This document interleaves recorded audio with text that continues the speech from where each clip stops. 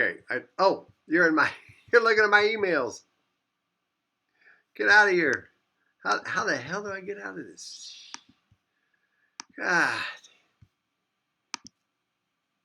I hate that stuff.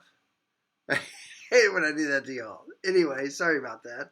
All right. Well, here's kind of a difficult problem. It's supposed to be difficult. It's not that hard. Y'all can do this. It says two negative point charges. Ow! All right, two negative point charges. So are they going to attract or repel each other? Um, well, they'll repel, of course. Are separated by 16 centimeters. Okay, and have a repulsive force of 2.2 micronewtons. The charge of one is 3 times that of the other. How much charge does each have? And notice the answer they want in nanocoulombs. So when you actually come up with your answer, which will be in coulombs, multiply it by nano, or divide by 1.0 times 10 to the negative 9, or multiply by 1.0 times 10 to the positive 9, and you will get the correct answer. Okay, so this is Physics 220 video 2. Let me write that down. Video 3, actually, August 24th, video 3. All right, and we might work the second part of this during class, but let's at least get started, okay? Here we go. Not that hard. Separated by, all right, so Q1 is equal to 3 times Q2, okay? So Q1 then, so we've got this. Here's the situation that we have. We've got the force between them, and I'm going to leave everything in algebra until we get to the very end. Okay, the force between, because otherwise things just get crazy, is equal to K times Q1, which is 3Q2, times Q2. And since we're novice, divided by R squared. Okay, well, this isn't that hard.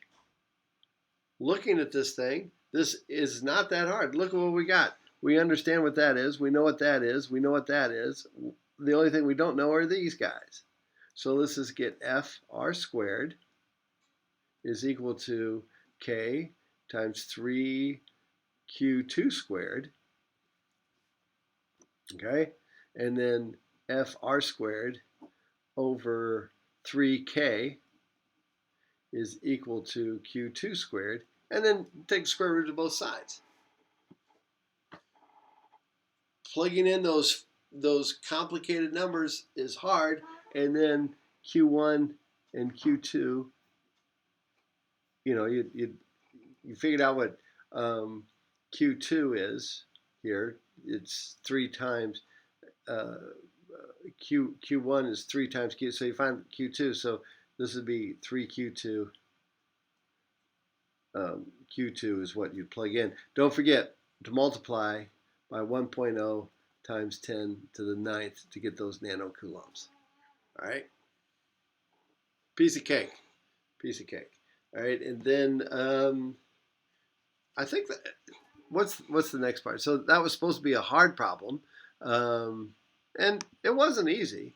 And what would be the force if the total charges were instead equally distributed on both point charges? What would be the total charge if the charge was equally distributed? Now that gets funny.